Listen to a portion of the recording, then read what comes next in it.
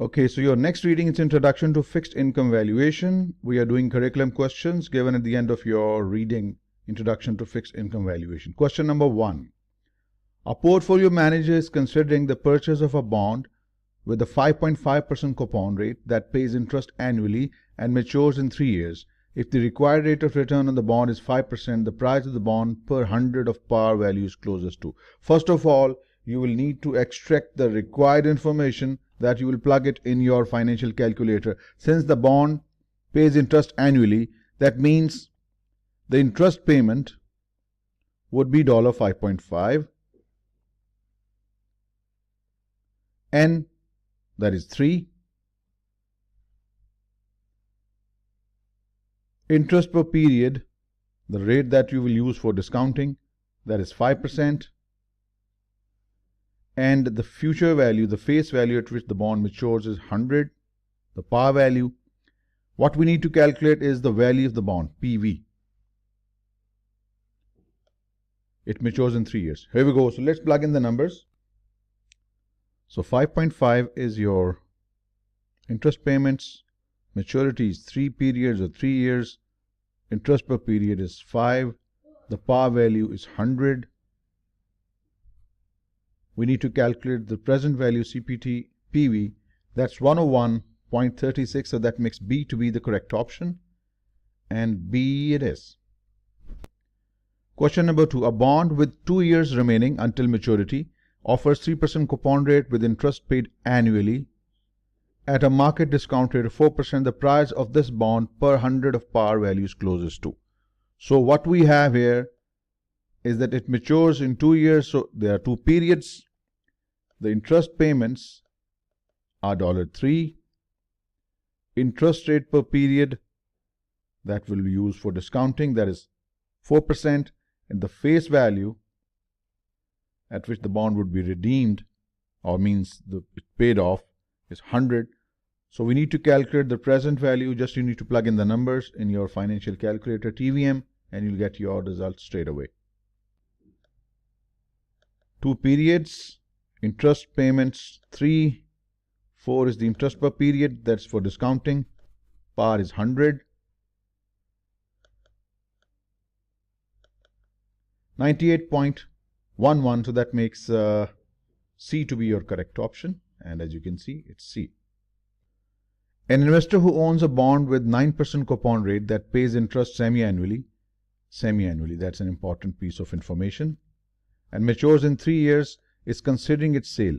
If the required rate of return on the bond is 11%, the price of the bond per 100 of par value is closest to. So first of all, you will have to extract the relevant information. The interest per period is 9. Since it's semi-annual, so you're going to divide 9 by 2, that's 4.5. The number of periods remaining, 3 times 2, N is 6. Then we have 11% as a discount rate, so interest per period will be divided by 2 as well, just like the way we have divided the coupon payments by 2. So it's going to be 5.5%, and the present value is to be calculated, whereas the face value is 100. So just plug in the numbers. 4.5 is your PMT, 6 is N, 5.5 is your interest per period.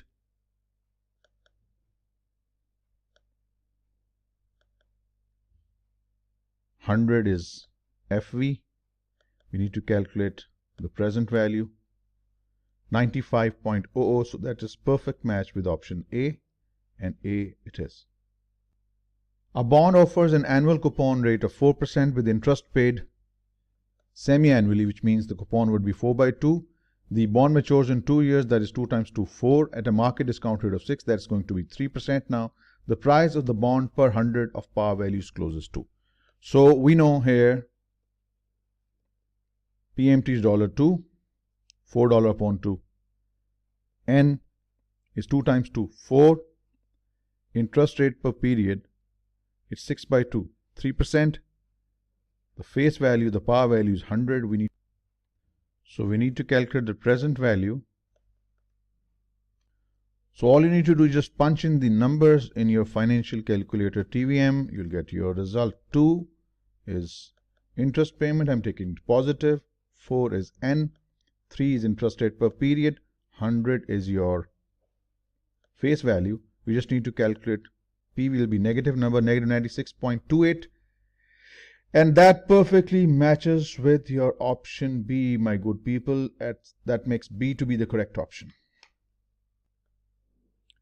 All right, next question number 5. A bond offers an annual coupon rate of 5% with interest paid semi-annually. That's an important piece of information. So which means the coupon payments would be 5 by 2, that is $2.5. The bond matures in 7 years since it's a semi-annual bond. So that means the periods for our computations would be 14. At a market discount rate of 3% means 1.5%. The price of this bond per 100 par value is closest to. So we will just plug in these numbers and we'll find our result straight away. 2.5 is PMT. Then 14 is the number of periods. 1.5 is your interest rate per period for discounting. Face value is 100. I'm taking these positive. So which means my present value will be negative. That is 112.5433. And that perfectly matches with your option B. Next, a zero coupon bond matures in 15 years. Okay. N is 15. At a market discount rate of 4.5, interest rate per period is 4.5. And assuming annual compounding, the price of the bond per 100. So the face value of this bond is $100. There is no interest, that is no interest payment, PMT is 0. We just have to calculate the present value of this, or the price of this bond per 100 of par value as of today, right now. 15N, 4.5 is interest rate per period, 100 is your face value. There is no payment, 0 PMT, and you just have to calculate the present value.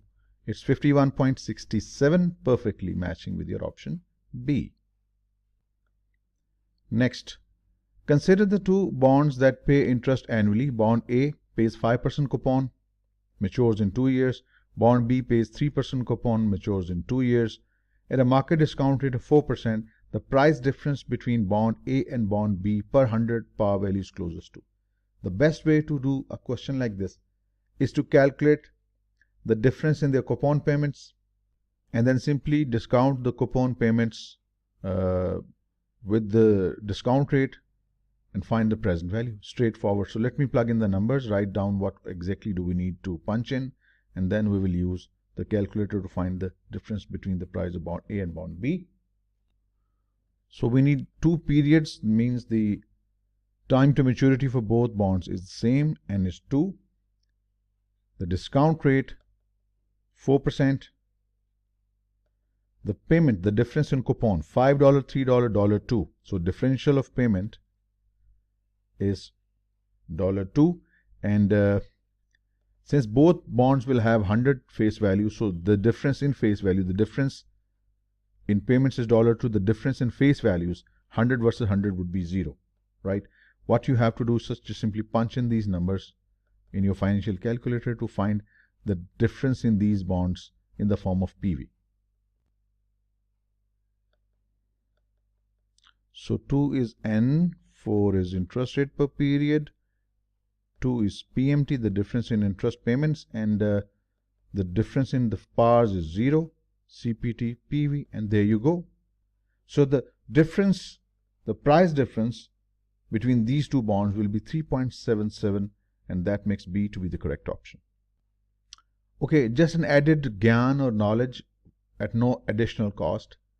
If this is the price differential between these two bonds, which of these bonds will be priced at a higher amount? Since bond A is offering a 5% coupon compared to bond B, so this $3.77 difference, in fact, A bond will be priced $3.77 higher than bond B. The reason that A is offering a better coupon than B. So nonetheless, we got B to be our correct option, and as you can see, it's B. Next question number 8. We have been given 3 bonds with their current prices, coupon rates and time to maturity. Question says which bond offers the lowest YTM, yield to maturity. For bond A, the coupon rate is 5%, whereas the price of the bond is 101. It means the yield to maturity definitely is less than 5%, and that's the reason we have a premium to par bond. For bond B, the price is exactly 100, coupon is 6%, so that means YTM is exactly equal to 6%. That's why the par value and the current price, they are the same. In case of bond C, the coupon rate is 5% and the bond is currently at discount to par, which means the YTM must have been greater than 5%. That has resulted in a discount number. So that means YTM is greater than 5%. So which of these bonds offers the lowest yield? So this one, YTM is less than 5. It's equal to 6. It's greater than 5. So the lowest one is for bond A, YTM. The lowest YTM is for bond A, and that is our right option. Next question number 9. We have been given 3 bonds with their prices and coupon rates and time to maturity. Which bond will most likely experience the smallest percentage change in price if the market discount rate for all 3 bonds increase by 100 basis points? So the market price is determined by these 2 variables at the moment. Let us first discuss how the coupon rate affects the price of the bond and the time to maturity. So let us discuss it from 2 aspects: the coupon rate effect. The coupon rate effect says that if the coupon rate is higher, on comparative terms, then it is less affected by changes in the market rate. Here the question says that the market discount rate for all these 3 bonds increases by 100 basis points. Right? So if the coupon percentage is higher, the change in market discount rate will have less effect upon the price of the bond. But if the coupon rate is lower comparatively, it will be greatly affected by changes in the market rate. So you can say that this 100 basis point will impact this bond more because this has a lower coupon rate compared to this bond. So it means the bond that has a low coupon rate, it will be mostly affected by the changes of 100 basis point on the market discount rate. The second aspect is what you call the maturity effect.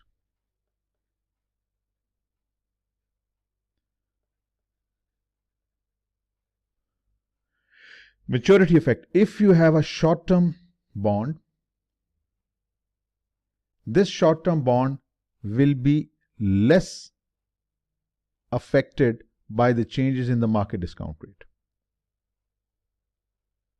And if it's a longer term bond, it will be more affected by the changes in the market rate. So now we can conclude that if the coupon rate is higher, such a bond's price will be affected by a lesser extent by the changes in the market rate. But if the coupon rate is lower, the changes in the market rate will greatly affect the price. And for the maturity effect, if a bond is a short-term bond, then the changes in market rate will not significantly impact the price of the bond compared to the bond that has a longer-term maturity. Now, keeping this idea, what we learned from this, we apply this on our question given. All right, now we can apply our understanding here. Compare bond A and C. Since they both have same coupon, since bond C has a longer term maturity, so it will be more sensitive and it will be greatly impacted upon by the changes in the market discount rate. So compared to A and C, A will be more resistant. A will experience a smallest percentage change or smaller percentage change in comparison to C. So it means crossed out. Now A and B, A versus B.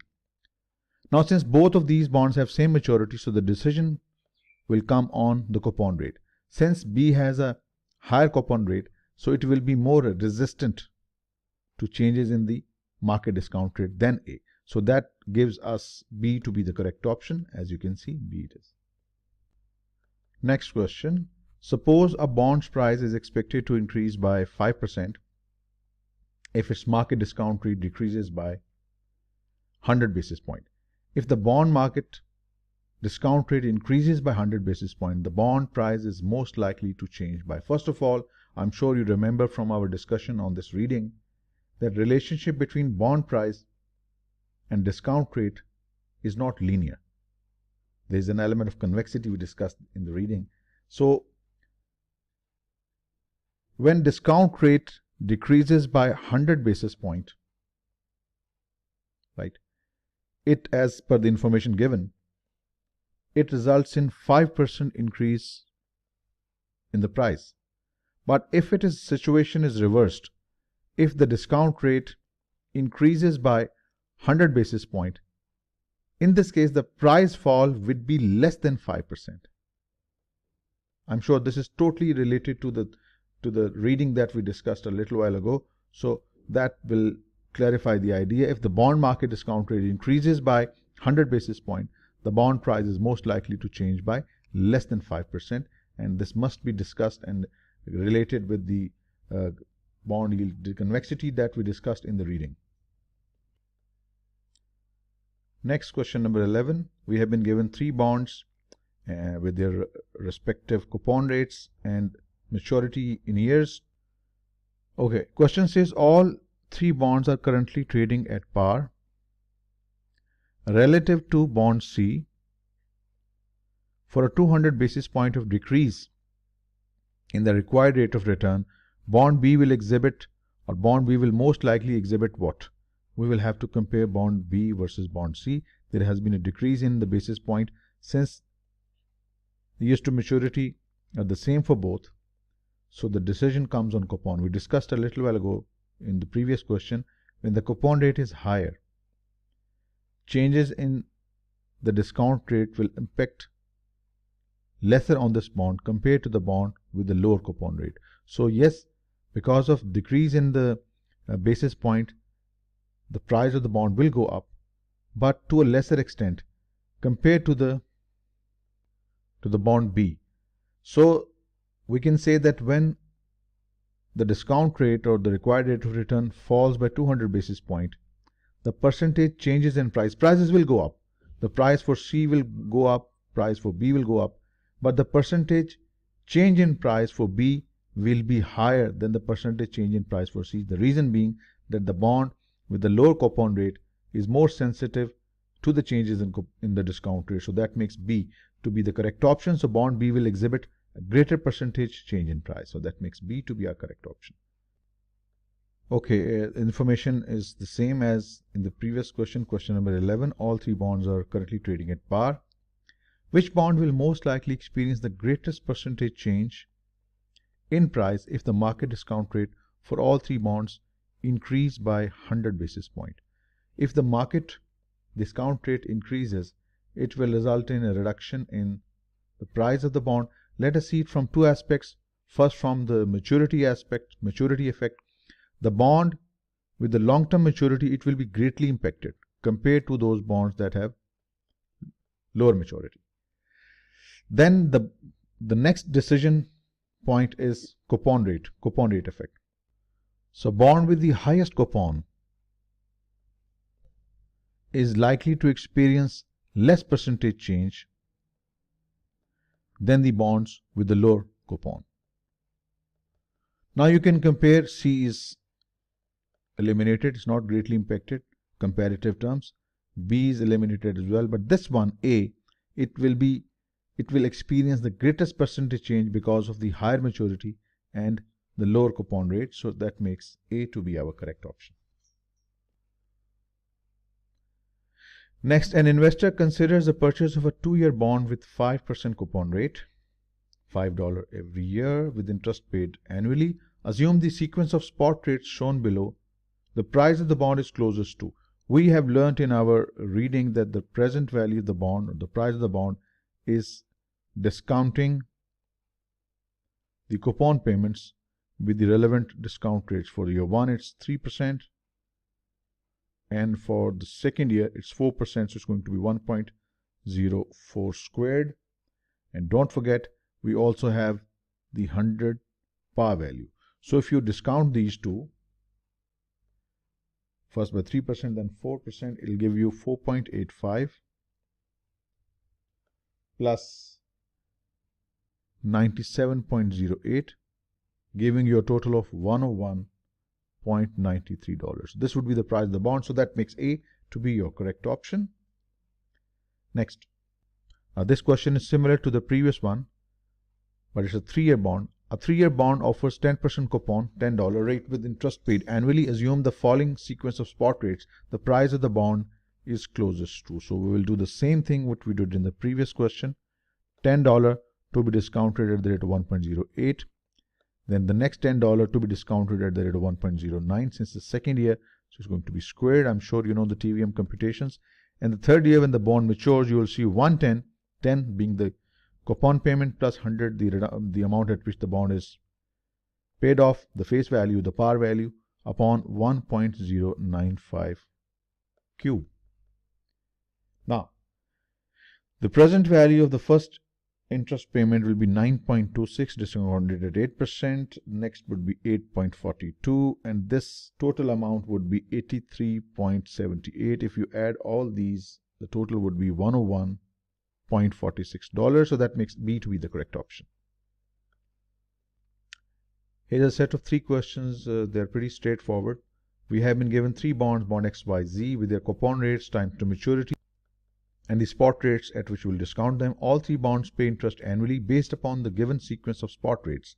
The price of bond X is closest to. So the price of bond X is the present value of the interest payments,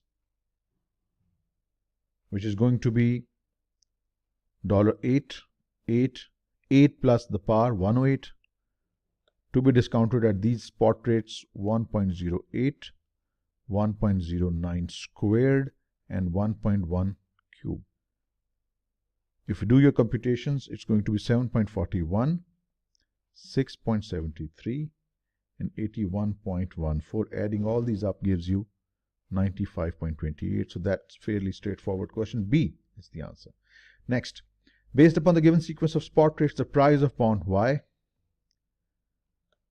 is paying coupon 7 to be discounted at the given spot rates, 1.08, 1.09 squared, and 1.1 cube, giving you 6.48, 5.89, and 80.39, thereby total value of 92.76. That's C. Next, based upon the given sequence spot rates, the yield to maturity of bond Z. Now, yield to maturity, not the price, please. So the first part of the computation would be the same as we did in the previous 2 questions. Price of Z is going to be 6 upon 1.08 plus 6 upon 1.09 squared plus 106 upon 1.1 cube. Its simplification would give you 90.25. So this is the price now. PV is now 90.25. We need to calculate yield to maturity. PMT is -6, is the payment from the aspect of the company. The face value, the par value is -100. 3 years to maturity. We need to calculate the yield to maturity, the interest rate per period. Just use your financial calculator TVM. 90.25 is your present value. 6 negative is your coupon payment. 100 negative is your par value at maturity. And the number of periods is 3. You just need to calculate yield to maturity. CPT is 9.914, which is approximately 9.92. So that makes B to be the correct option. 9.92. Next question. Bond dealers most often quote the flat price, full price, we know full price is equal to flat price minus accrued interest. So bond dealers most likely often quote not the full price because this could be misleading. Full price could be misleading. The reason for using the flat price for quotation is to avoid misleading investors about the market price trend, because as the accrued interest is added in the flat price, the price of the bond appears to be going up. So this could mislead the investors that the price of the bond is increasing. So rather than quoting the full price, the dealers quote flat price that excludes the effect of accrued interest. So that's flat price. That makes A to be the correct option. To discuss this idea in detail in our reading. Moving on. Bond G described in the exhibit below is sold for settlement on 16th of June. So this is the settlement date. Annual coupon 5%, coupon payment frequency, that is semi-annual. Interest payment dates 10th of April and 10th of October. Maturity date 10th of October 2022. Day count convention 30/360 instead of actual. We know what I mean. And annual yield to maturity is 4%. We need to calculate the full price that bond G settles on 16th June 2020. First, we need to calculate the present value of the bond. For this, coupon would be 2.5. Why? Because it's semi-annual bond. And then the yield to maturity, the discount rate that you will use will be 2%. So beginning from 10th of April 2020 up to 10th of October 2022, there will be 5 semi-annual periods. So N is going to be 5. This is your coupon, PMT, and this is your interest rate per period. N is 5.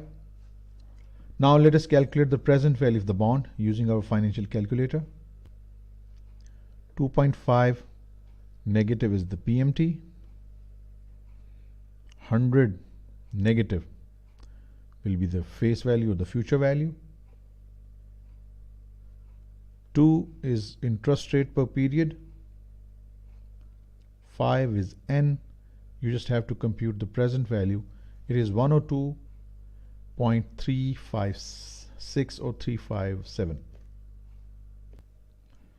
So it's 102.357. Now this is the present value. How do we calculate the full price?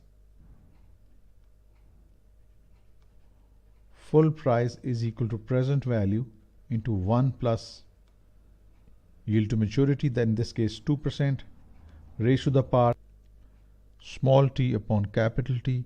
This small t represents the date, number of days from the last coupon payment. So starting from 10th of April up to the end of April, that is 20 days, because we are following 30/360 convention. So from 10th of April to 30th of April, whole of May,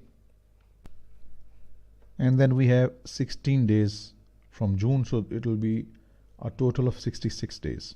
So you will replace small t with 66, and since it's a semi-annual coupon frequency bond, so it's going to be 66 upon 180, that is half of 360. So if you just simplify this present value, we just calculated in the previous step, that was 102.357 into 1.02 raised to the power 66 by 180. It should be close to 103.10. 103.10. So that gives you B to be the correct option. Right, next, same question, but this time you need something else. The accrued interest per 100 of par value for bond G on the settlement date of 16th June 2020 is closest to. So this is how we calculate accrued interest. Accrued interest is equal to time or the days from the last coupon payment upon the number of days in the coupon period multiplied by PMT, the total interest payment. So how many days were there? We just saw 66 from 10th of April till 16th of June upon 180 multiplied by the semi-annual payment of $2.5. So if you simplify this, it will give you 0.9166, which is approximately 0.92, and that matches with your option C.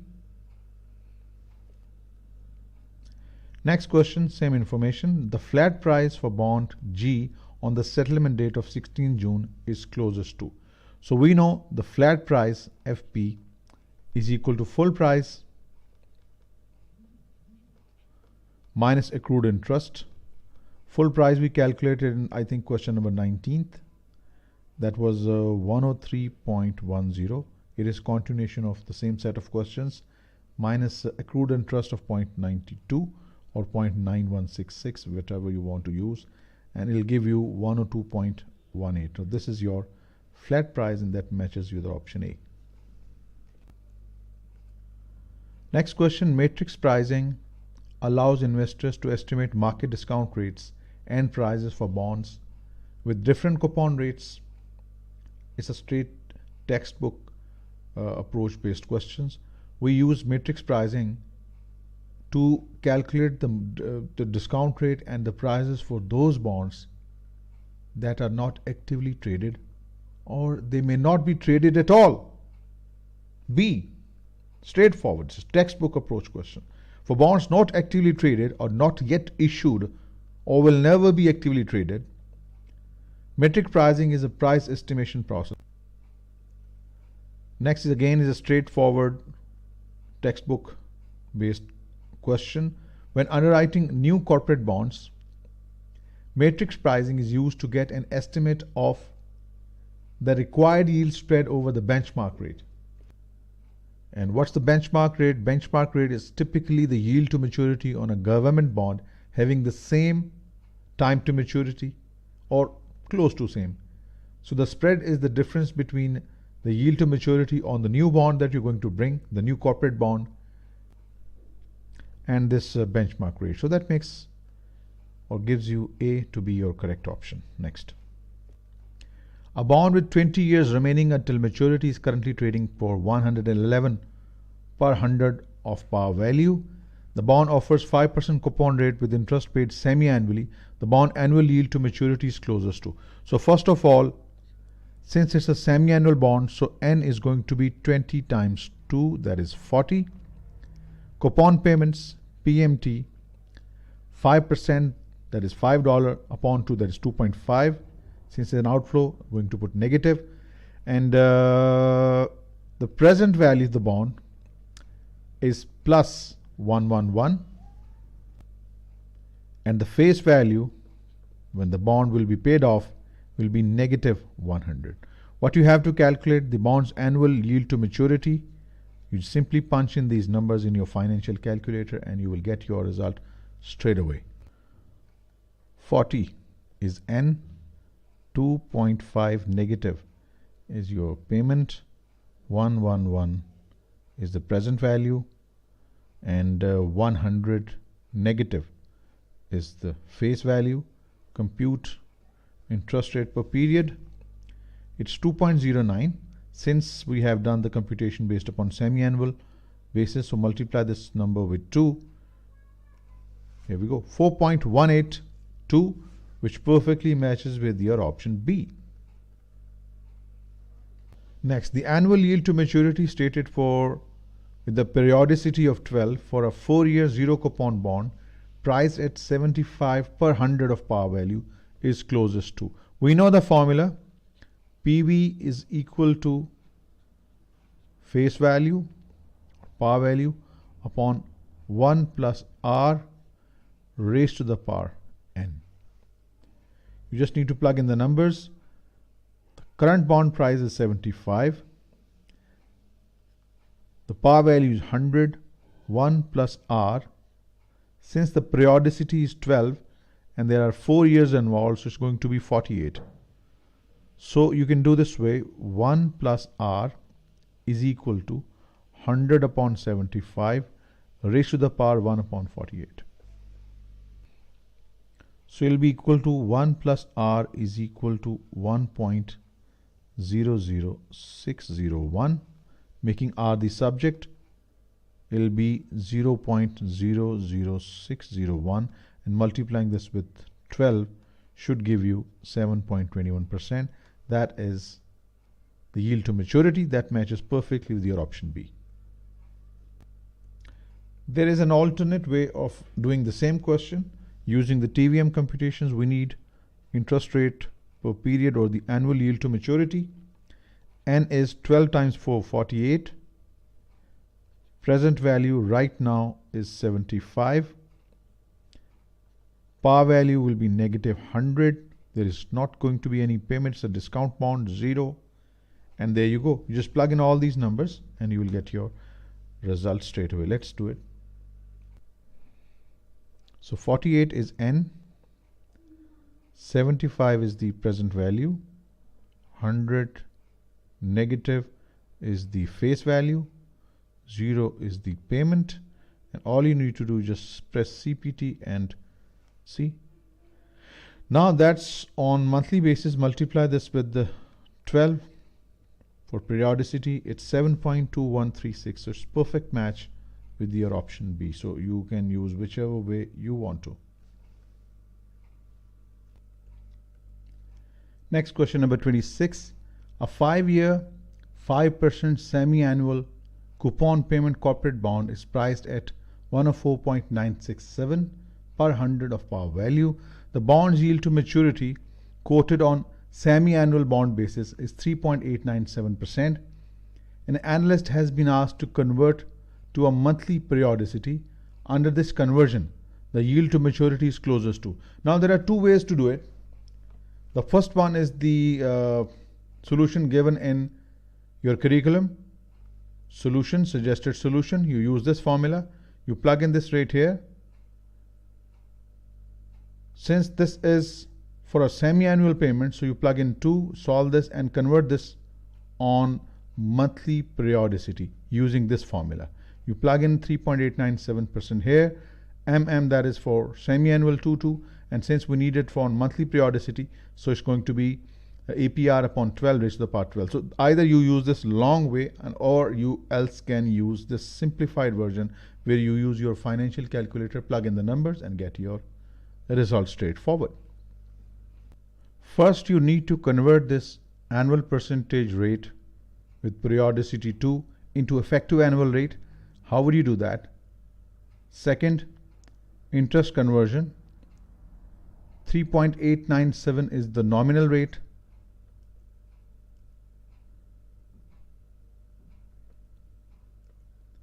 Periodicity is 2. You need to convert it into effective rate. So effective rate is 3.9349. Now for this effective rate, 3.9349, what I need is the periodicity of 12. Enter and convert it into the annual percentage rate. It's 3.8657, which is 3.87 approximately. So whichever method you want to use, it is perfectly fine as long as you get the right result. Next question, number 27. A bond with 5 years remaining until maturity is currently trading for 101 per 100 of par. So this is the current market price. PV is 101. Then the bond offers 6% coupon rate with interest paid semi-annually. So it means the coupon payments, we can write it as PMT. It is 6/2, so it's basically -3. With interest paid semi-annually, the bond is first callable in 3 years at 102. And then at the end of 4 years, the callable price is 101. And at the end of maturity, it reaches to the par. So as the term to maturity comes closer, the call price will converge to the par. What do we need? The bond annual yield to maturity. So we need to calculate the interest, effective interest per period, or the discount rate basically. So we have the present value. We have N as equal to 5. times 2 because there are semi-annual payments, so it's going to be 10. Then we need face value, that is 100. All we need to calculate is 1 upon y. So let's do this. So the present value is 101. The payment is 3 negative. 10 is n. The face value, the power, that is 100. Remember, it must be negative. You just need to calculate the effective interest rate. So that's 2.88, but that's on the semi-annual basis. Multiply this with 2. You get 5.766, which is B. Same data, but this time we need the bond's annual yield to first call. So for this question, the current price is 101. PMT stays the same, negative 3. But this time, the price to first call will be taken as 102. Right? Then what is the remaining time? Since it's a 5 years bond, end of year 3, it means the remaining period till the bond mature is 3. So n is 3, which means for semi-annual basis going to be 6. So what you need to calculate is the annual yield to first call. 101 is the current price, negative 3 is the payment, 102 negative is the price to first call, 6 is n, and all you need to do is compute the rate, multiply it with 2, 6.245, which is C. Next question, number 29, same data. The bond's annual yield to second call is closest to. Now, little change. PV is 101. PMT stays the same, negative 3. But now, second call price is 101. And the periods 4 times 2, 8. We just need to calculate the annual yield. 101, 3 negative, 101 negative, then 8 is n, and then there you go, times 2, 5.94, that's C.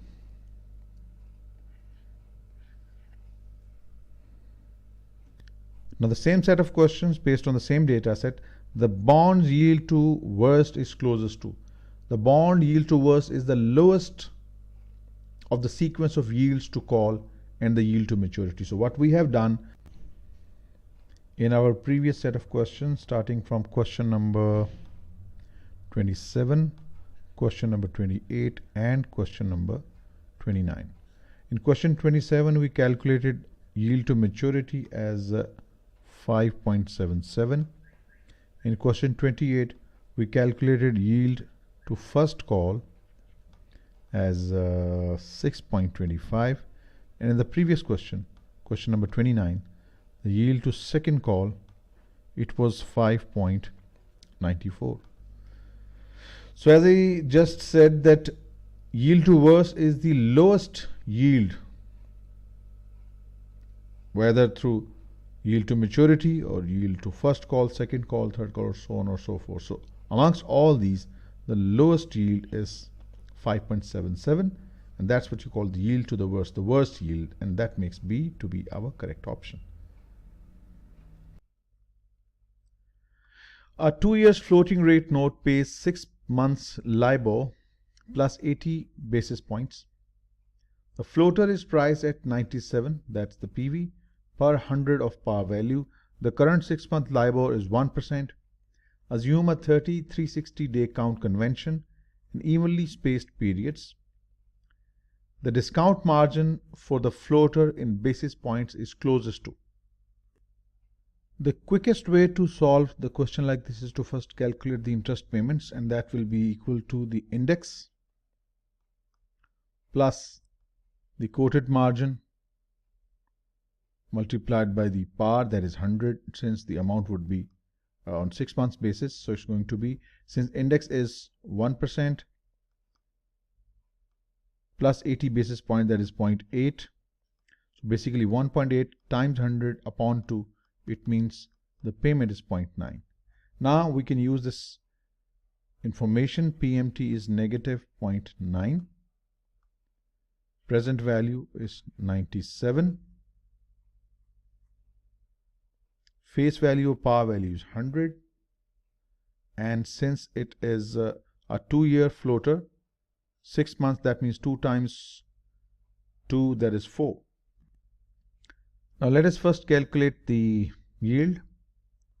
0.9 negative is the payment, 97 is the present value, 100 negative, remember, future value, 4 is n.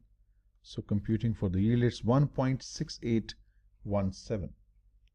1.6817%. Now, index, just like we used the quoted margin, now we'll calculate the discount margin.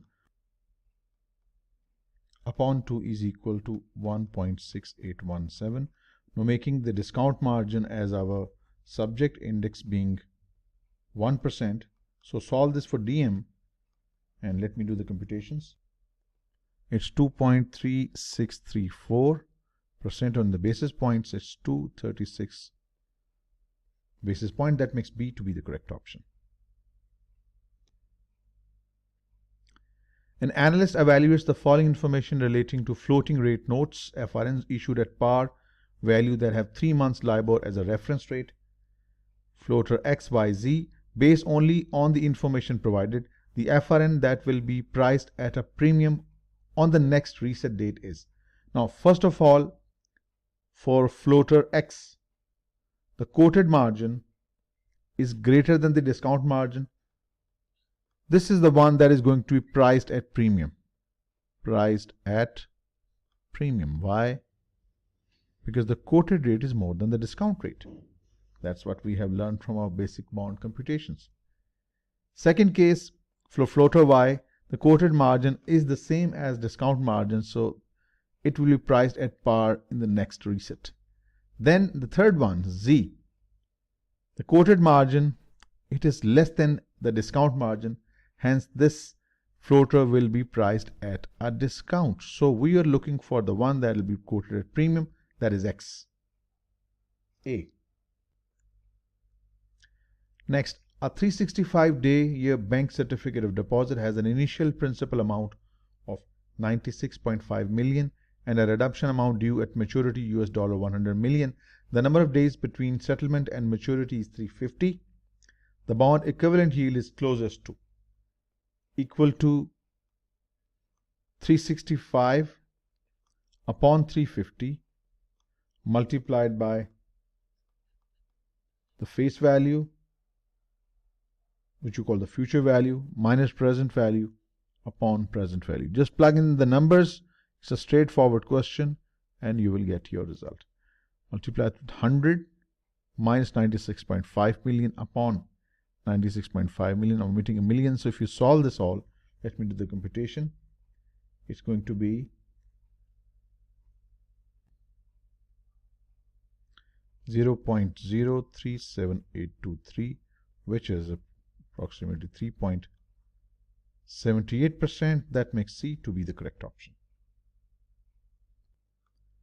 Next, question number 34. The bond equivalent yield of a 180 days banker's acceptance quoted at a discount rate of 4.25 for a 360-day year is closest to. We have already done these computations, bond equivalent yield, all these have been done in our previous reading. So I'm going to simply plug in the formulas to solve and find the correct number. First, we will find the present value, and it's equal to the future value, face value multiplied by 1 minus days upon the year convention 360 times discount rate. Plug in the numbers.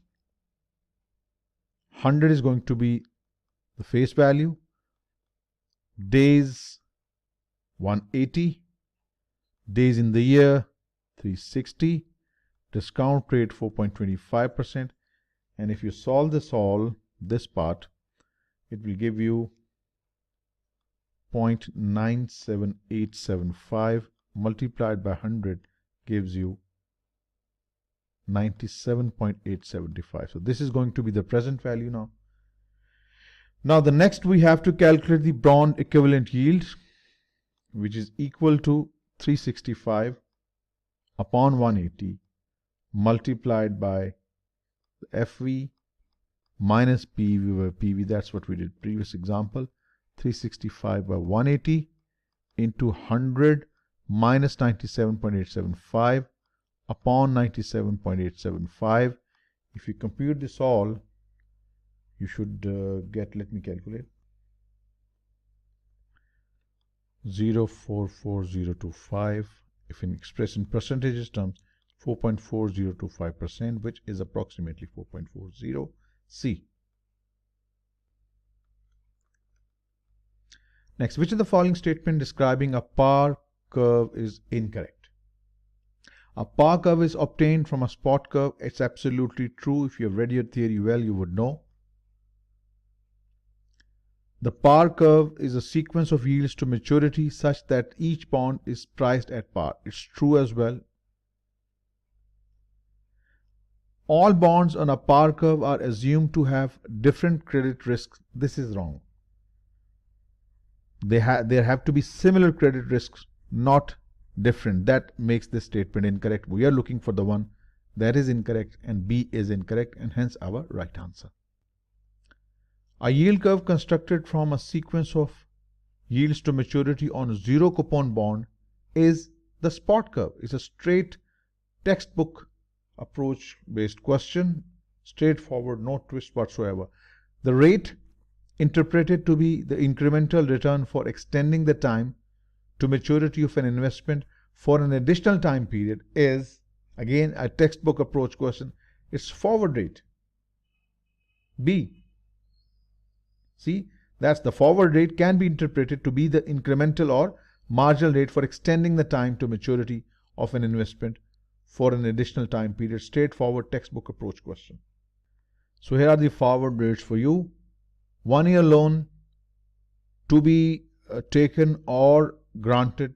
Right now the forward rate is 0.8. 1Y means 1 year loan to be borrowed 1 year from now. The forward rate is 1.12. 1 year loan to be taken 2 years from now, 3.94. So this, remember the convention. This is the term of the loan, and this is the period from when the loan would be either granted or borrowed from the banker. So what do we need to do in this question? All rates are annual rates stated for periodicity of 1. 3 years implied spot rate. So you know the formula. It's 1 plus S3 cube is equal to 1 plus S1 into 1 plus 2y 1y. You just need to plug in the numbers. 1 plus 0.8%, 1 plus 1.12%, and 1 plus 3.94%.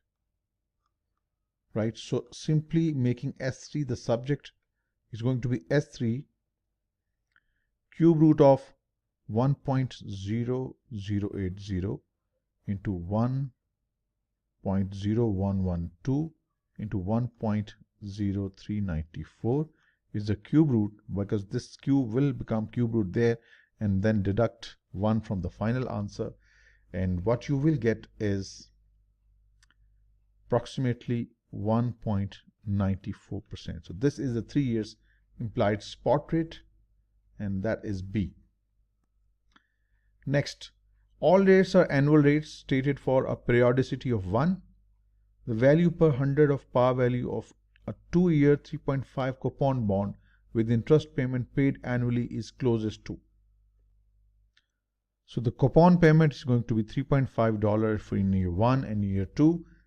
So since it's a 2-year bond, so the first year coupon, second year coupon to be discounted at 1.1 0.008 for the first year, and 3.5 plus the principal 100 to be discounted at these two combined rates. That's 1.0080 into 1.0112.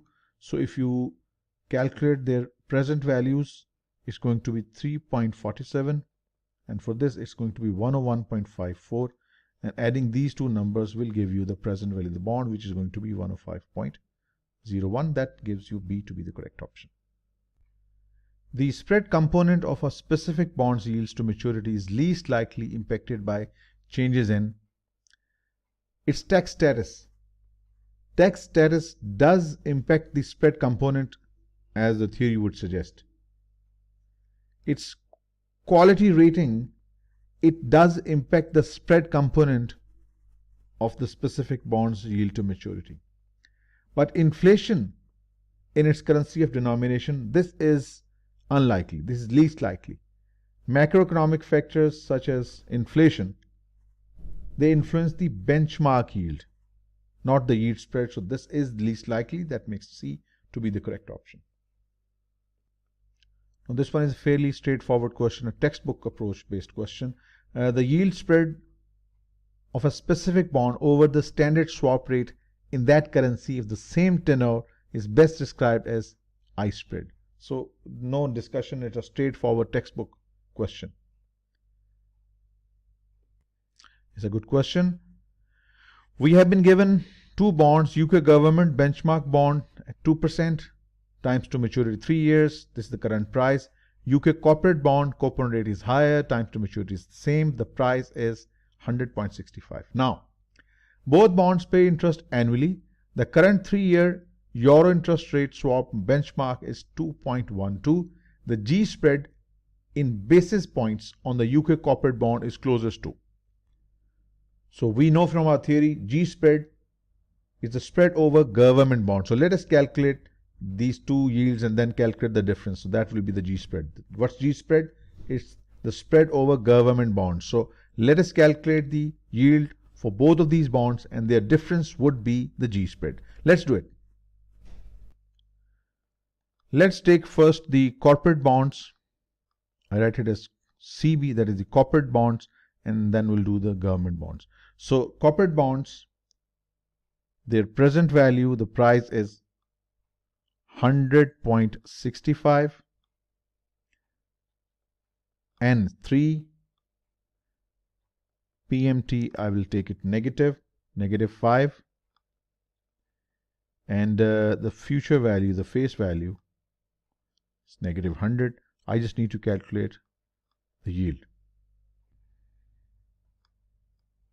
So 100.65 is the PV, 3 is N, 5 negative is PMT, 100 negative is the face value, compute interest, that is 4.76. Let us write it down, 4.76.